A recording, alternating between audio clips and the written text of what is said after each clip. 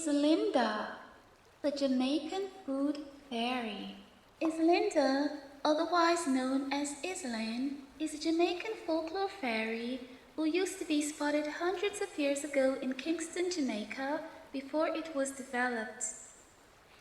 She was a very busy fairy and often seen buzzing around Sunlight Avenue because it was sunny and she likes to bask in the sun while munching on fruits.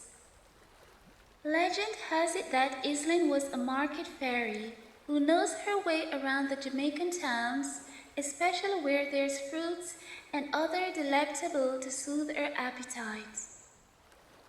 She is known as a food fairy because she was always spotted around food. Legend has it that whatever town or city she resides, she uses her magical powers to make sure that there is plenty food to go around for each and every one in town.